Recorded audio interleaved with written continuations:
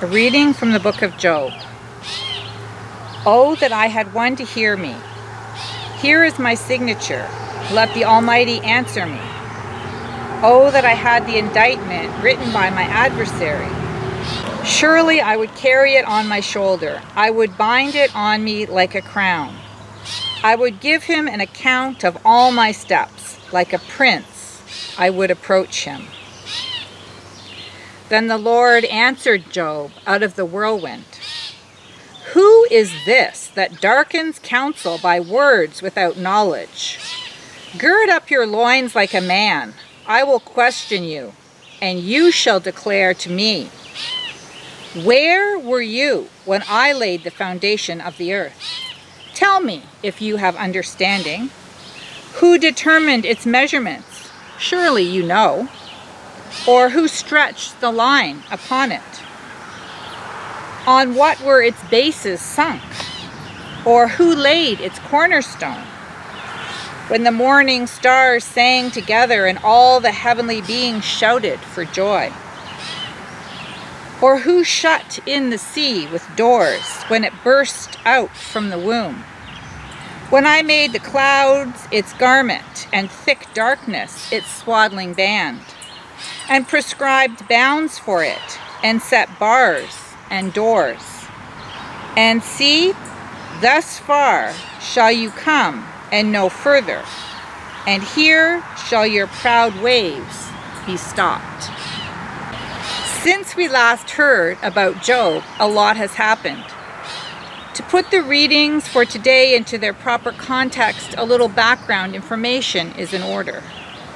When we left Job last week, he was angry because he was contending with 3 friends who, rather than providing him with compassion or comfort, were accusing him of misdeeds and deceit. As well, Job thought God was overly concerned with the day-to-day goings-on of a person's, his specifically, life. He wanted to find a place where he could hide from God and be left alone in peace and quiet. Or better yet, he wanted God to just butt out of humankind's business. It was bad enough that God set the course of a human life and that humanity lived in harsh and troubling conditions. Once set in motion, Job reasoned God should just leave them to it. In the chapters that follow, the discussions between Job and his friends continue without any satisfactory resolution. The woes of the wicked are laid out, but it often seems there is no just reward for bad behavior. The accusations about Job's secret misdeeds continue. His friends just want Job to come clean, and Job is still longing for a fair chance to set the record straight. In chapter 31, Job goes through possible scenarios, things that he hypothetically might have done with various potential consequences listed. Finally, at the end, in the portion we read today, Job wants the indictment against him written down. He wants to know once and for all time exactly what it is that he has done to bring such suffering upon himself. What is the charge? And when it is written down, he says he will wear it. I think we might say he will own it, take responsibility for it. Knowing what the charge is, he will be able to prepare a proper defense, which he will present respectfully to God. No more ranting. Chapters 32 through 37 are taken up by a speech by Elihu, who presents himself as a young man who has been listening to the whole discussion between Job and his friends. Out of respect for them, because they are older and he had supposed wiser, he has let them go first and held his tongue. But he cannot stand it any longer. Now realizing that wisdom does not necessarily come with age, Elihu is compelled to speak. He is angry with Job's friends because of their persistent belief that Job is guilty of some transgression. But he is also angry with Job because all he cares about is himself. Job wants to be justified, to prove he is right. We might call the behavior of all of these men navel-gazing. They have become obsessed. Elihu wants them all to broaden their view, to look up and see things from a different perspective. He asserts that God is very different from mortals. By confining God within our human imaginations, the power and majesty of God is taken away. This is quite clear when he says in chapter 34, if God were to decide to withdraw the divine spirit breath, the flesh of all things would perish, and humankind return to the dust. We and all living beings could be snuffed out simply if God's breath were held, or if God stopped breathing. Horrifying. Well, Job and his companions have been going on about how much knowledge and wisdom they possess. Elihu makes a strong case for their complete lack of insight or wisdom.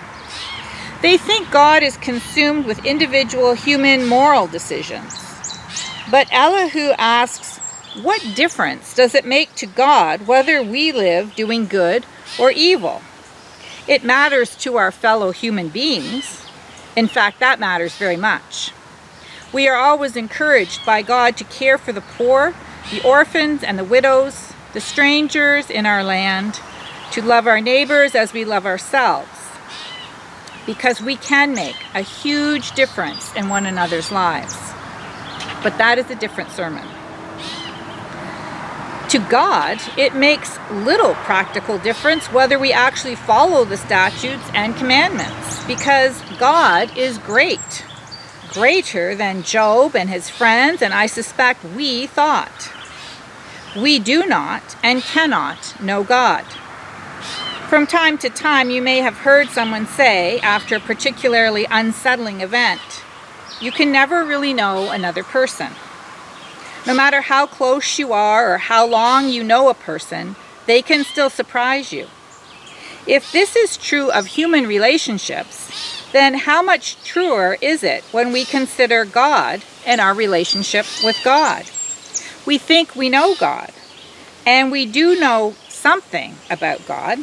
We know what our experience is, and we have heard or read about other people's experiences, but our human minds cannot grasp all that there is to know about God. And this is where the concepts of knowledge and wisdom have to be expanded from our narrow ideas to allow for something bigger, more wonderful than we have imagined. Elihu in chapter 36 says, think of how God collects droplets of water, distills its mist into rain, which the skies spill onto the soil for the benefit of humankind. Can anyone understand how God arranges the clouds? Or explain thunder bouncing off the canopy? Notice how God scatters the lightning around and spreads the clouds around the tops of the mountains.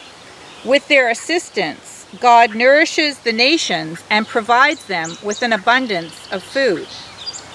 God holds the lightning bolt until upon command it strikes its mark. God's abilities, God's reasoning, God's power is overwhelming. It is too hard for us to comprehend how intricate and interconnected everything is, to consider the planning and putting into motion of such a complex web of life. Elihu wonders if perhaps Job has not fully considered just who it is that he is challenging for a response. It may not be the orderly trial that Job has been insisting on. And indeed, when God shows up, things do take a turn. God speaks from a whirlwind.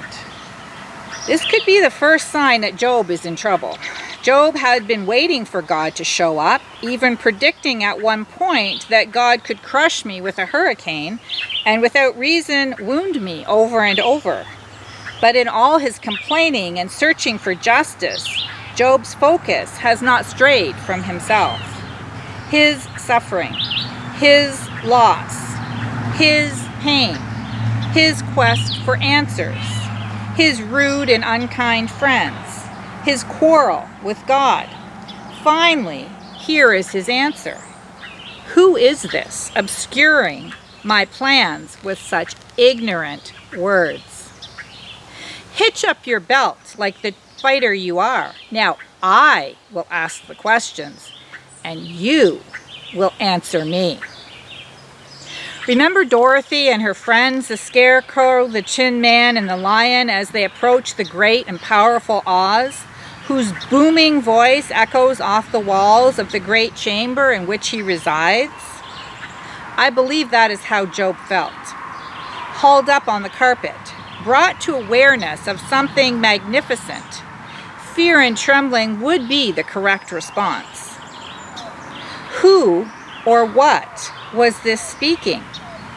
Is it real? Was this some mystical experience brought on by fatigue or hunger or anxiety? Heart racing, perhaps Job wondered, should I be paying attention or pretending that this is not really happening? But what follows is a breathtaking description of times and events we can only try to imagine. A voice speaking, "Where were you when I laid the foundation of the earth?" Recall in Proverbs how wisdom describes this event. I was there when the Almighty created the heavens and set the horizon just above the ocean, set the clouds in the sky and established the springs of the deep, gave the seas their boundaries and set their limits at the shoreline when the foundation of the earth was laid out. God, the master architect, designing the universe, measuring, stretching, mapping out, giving form, setting the cornerstone. Precision, foresight, creativity, raw, unbridled, meticulous. A force beyond anything we can contemplate, always more than our minds can hold. But not only is God the master architect, God is also the consummate midwife and mother. The speech continues, who shut the doors? Who shut the sea, with doors when it burst from the womb? When I made the clouds its garment and thick darkness its swaddling band, and prescribed bounds for it, and set bars and doors, and said, thus far shall you come and no further, and here your proud waves will be stopped.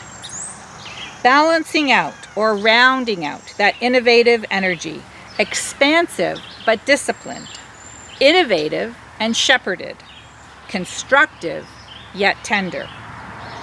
The God who shows up to confront Job may have lurked somewhere in the back of his mind, but I think caught him off guard. Job's description of knowledge had been found sadly lacking. In fact, despite pages filled with words, Job really did not know what he was talking about, and neither did his friends. Their views about God, about God's judgment of human acts and thoughts, about God's preoccupation with humanity, about what a human life is intended to be, about one's relationship to God, are all now called into question. What they thought they knew amounts to a hill of beans, as my mother would say. Have you ever suddenly had your understanding completely changed because of an experience you have had, because of something someone has said or written? I hope you have, because these are the occasions during which we grow. We can get stuck in the mud. Now, sometimes being stuck in the mud like quicksand is scary. We lose our shoe, we call for help to get out, we recognize that we are in danger. But sometimes being stuck in the mud is comfortable, kind of warm and cozy. We know what is expected of us. Perhaps marking something or holding something up, like the stakes in your garden supporting and protecting your plants. Telling you what was planted where. Useful. We sink in and we relax. Sounds tempting, I know. But I believe that God does not intend for us to sink in and relax for too long. Rain and wind and sun cause markers to fade and lean, and eventually their usefulness is over.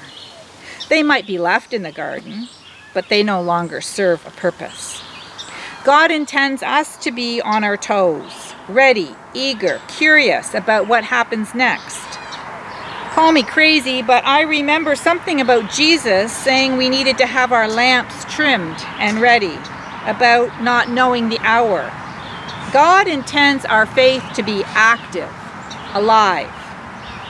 We, like Job, need a wake-up call from time to time to remember who or what we are dealing with. We need to gain renewed perspective about ourselves, to realize that our particular joys and sorrows occur in the midst of others' joys and sorrows, and in the midst of a complex web of interconnected species and realities. God is involved in weaving an intricate pattern involving all these realities, and ours fits in, but it is one of many other plates that God is spinning. The picture God is looking at is very different from the one we see. While our human understanding and brain capacity, we are limited. Acknowledging this once in a while will help us tremendously. We cannot possibly know or understand God or what God knows and understands. And that is the beginning of wisdom. The workings of the universe, although we know something of them through science, remain beyond our comprehension and continue to amaze us as we learn more about how intricate and delicate our ecosystems are. The extinction of any one species has a ripple effect. We long for knowledge and understanding, believing if we can grasp the mechanics of how something works, we can control it. But some things still continue to mystify us, and that is all right. Learning to accept that we will not conquer every problem or answer every question is an important life lesson. Fretting, as Job did, about our own situations, about our lack of understanding, about wanting things to be different, fair, and just is natural, but it is not ultimately productive. In a way, God is saying to Job, enough. Your behavior is really starting to get on my nerves. Do you realize who I am? Do you recognize the power, the dominion, the responsibility I have? God is an accomplished multitasker. We do well to remember with wonder the awesomeness of God. A reminder, it is not about us. Our lives are gifts from a God who created all that exists, the parts we know of and understand, and the galaxies beyond which we will never know. And that God invites us into a relationship of love. Not so we can live lives that are upright and blameless, but devoid of connection. God wants connection. The whole thing is based on connection, interdependence. We fit in our own place and time to be of service in whatever capacity or shape that takes, to be ourselves, the ones God created us to be, and to bless creation with the gifts we bring. There are no guarantees that we will not encounter suffering or tragedy. Suffering and tragedy are part of a human life, as are happiness and hope. We do not and we cannot understand all the mysteries of life, why things happen. But we can live lives of purpose and integrity, lives of grace and love. God speaks to Job out of the whirlwind. God speaks to us as well. God says, do you remember the marvelous things I have done? Do you recall the amazing design of creation? What is your place in it? How do you fit in? Let us pray. O God of unspeakable power, God of mystery, our hearts yearn for connection with you. Our minds strive to understand your purpose. Be present with us as we contemplate the world you have fashioned. Give us wisdom to recognize we will not always have the answers we want. Grant us courage to face the pain and suffering that a human life entails. Enable us with patience to run the race you have set before us, so that we might, by our lives, show forth the mercy and love you so generously bestow on your people. Amen.